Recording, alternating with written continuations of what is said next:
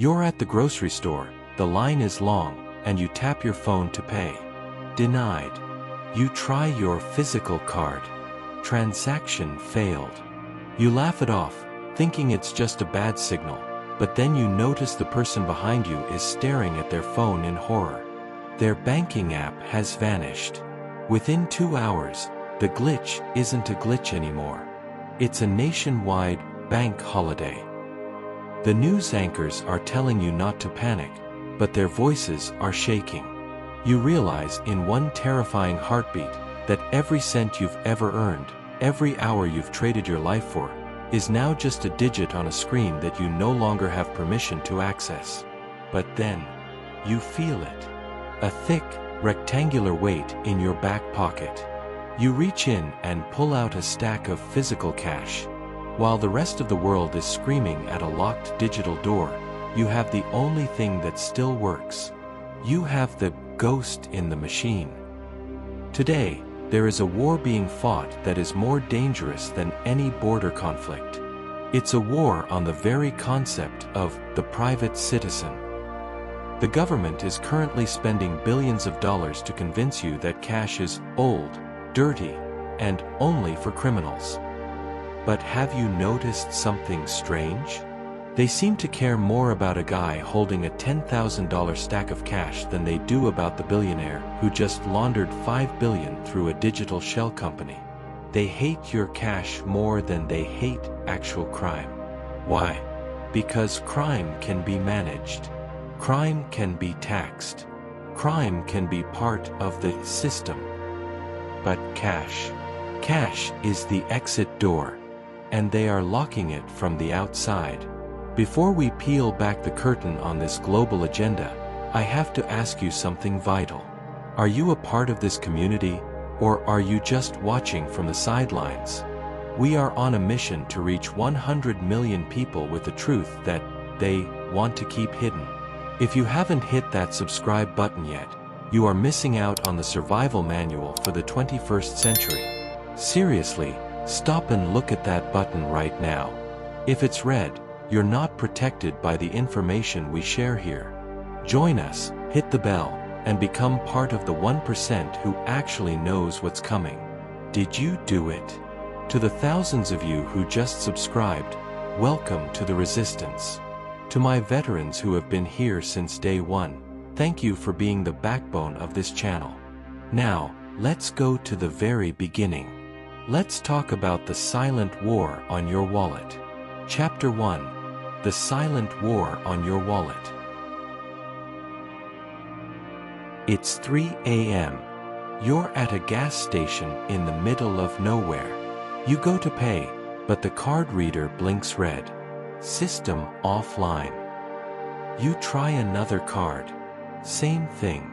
You check your banking app, but it won't load. Suddenly, that piece of plastic in your hand isn't a key to your wealth. It's just a useless sliver of PVC. Now, imagine you reach into your pocket and pull out a crumpled $20 bill. To you, that's freedom. That's a tank of gas and a way home. But to the government, that $20 bill is a problem. It's a ghost. It's a security threat. Have you ever wondered why you can walk into a bank and withdraw $500 without an eyebrow being raised, but the moment you try to take out $10,000 of your own hard-earned money, you're treated like a drug kingpin? Why is it that the state seems more obsessed with tracking your grocery bills than catching the actual criminals roaming the streets? The truth is uncomfortable. We are living through the greatest transition in human history, the systematic execution of physical currency. But this isn't about convenience. It's about something much darker. It's about the fact that the government doesn't just want to stop crime, they want to stop anonymity. They don't hate the criminal, they hate the fact that they can't see what you're doing. Today, we are going down the rabbit hole. We are going to explore the psychological, economic, and political reasons why the powers that be would rather see a thief go free than see you spend a $100 bill without a digital footprint. But before we dive into the belly of the beast, I have to ask, Are you actually subscribed to this channel, or are you just a passing traveler? If you haven't hit that button yet, let me tell you why you should stop and do it right now. We live in an era of rapid change, and most people are being led like sheep into a digital cage. On this channel, we give you the keys to the gate. We provide the deep dives that the mainstream media is too afraid, or too bought, to cover. Have you subscribed yet? Go ahead, I'll wait. To those of you who just joined the family, welcome to the front lines of truth.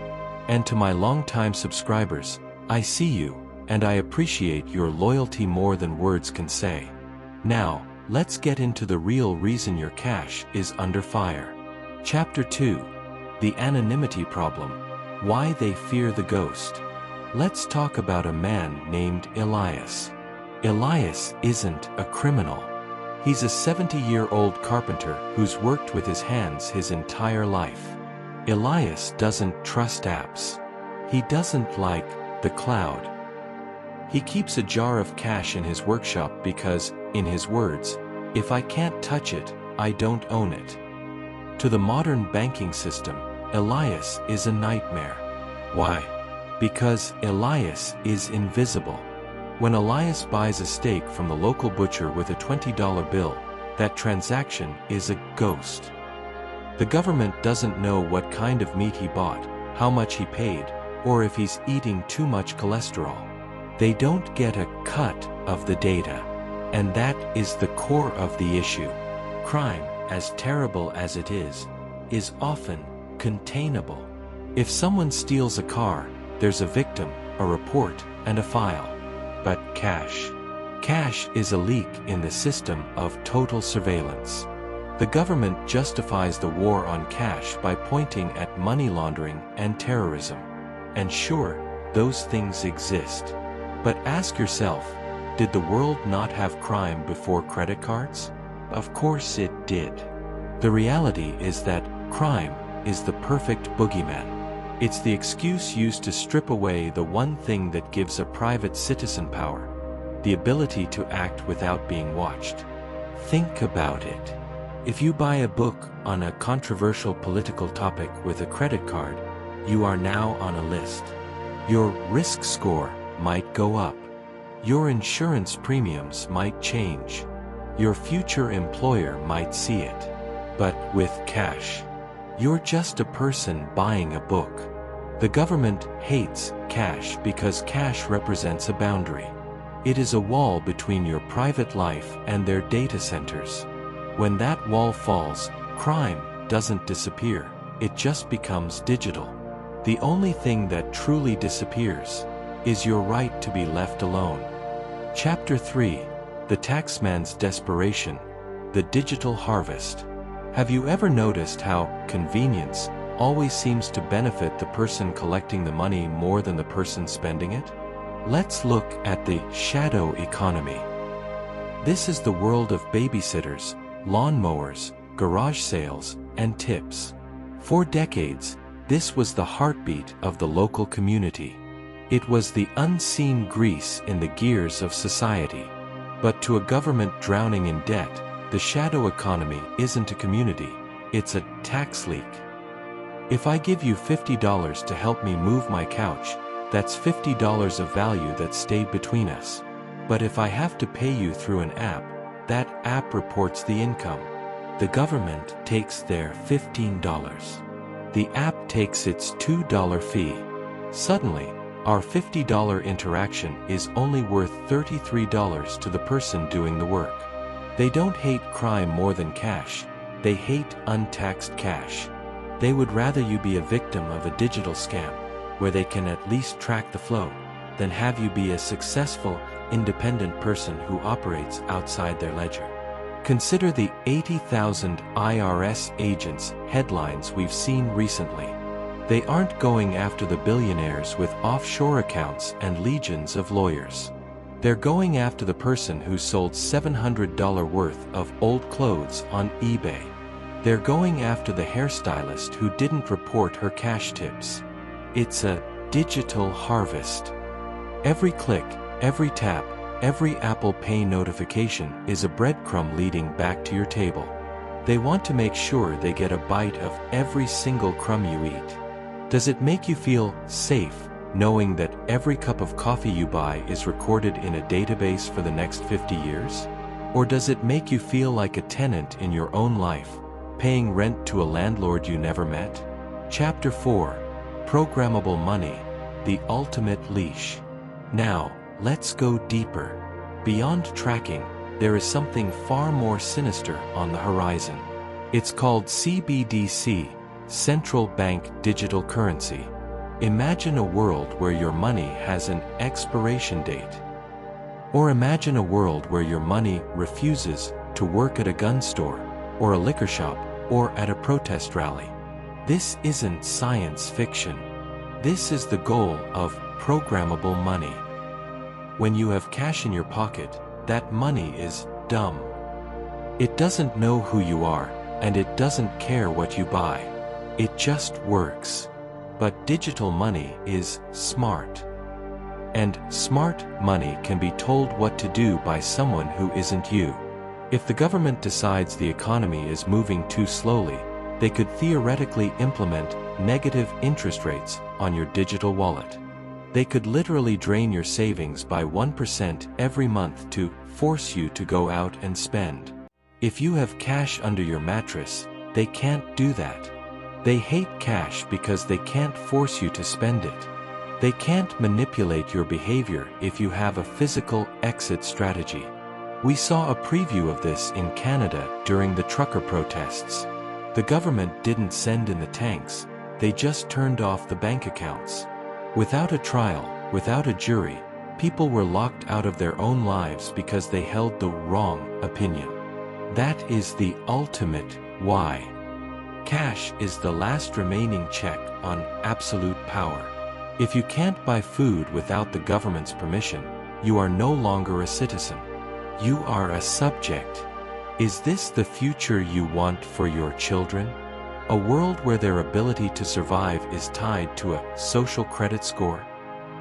If that thought scares you, you're starting to see why they're in such a rush to get rid of the paper in your wallet. Chapter 5. The Psychology of Control, Making US Hate Our Own Freedom. The most brilliant part of the war on cash isn't the technology, it's the marketing.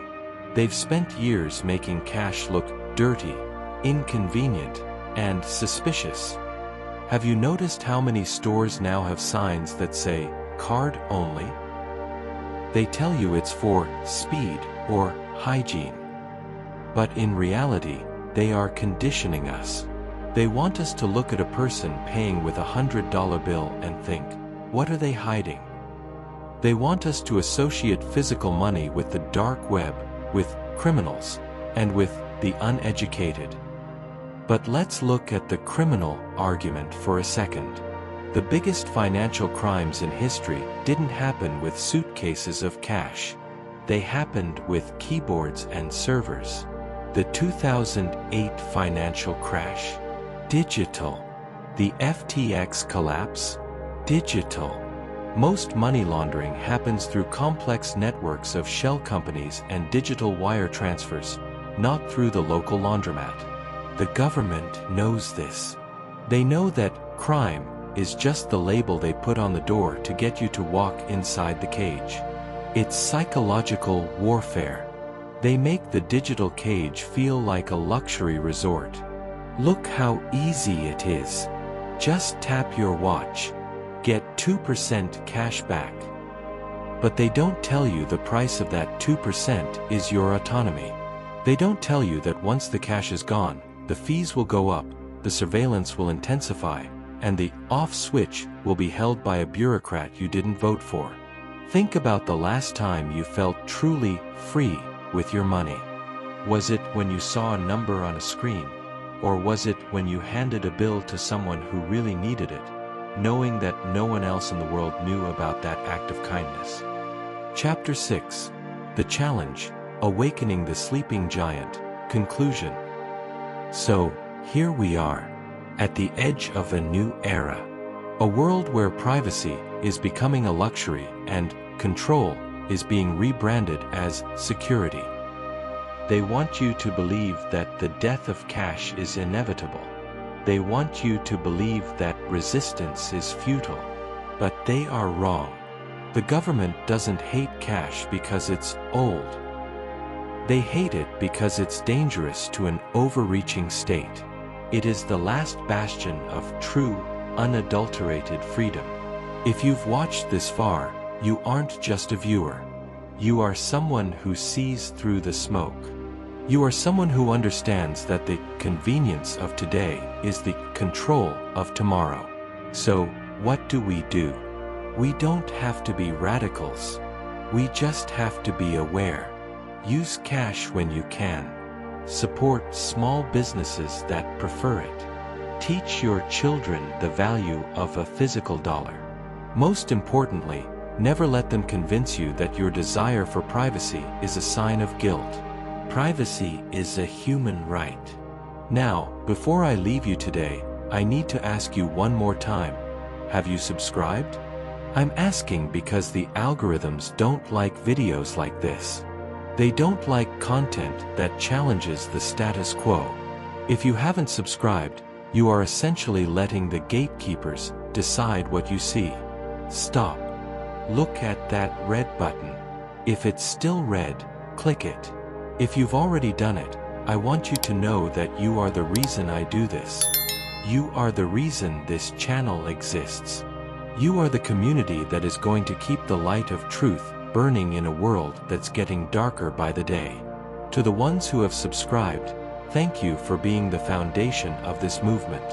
To the ones who just did, welcome to the fold. Let's make some noise in the comments. Tell me, do you think cash will exist in 10 years? Or are we already too far gone? Life isn't about following the path they lay out for you. It's about carving your own. It's about being the master of your own destiny, your own wealth, and your own mind. They can track your clicks, they can track your cards, but they can never track your spirit unless you give it to them. Keep your head up. Keep your pockets full. And never, ever let them tell you that your freedom is inconvenient. Thank you for staying with me until the very end. Your time is the most valuable currency you have, and I'm honored you spent it here. Remember my motto: dream boldly, act fearlessly, and let your vision outlive you. I'll see you in the next one.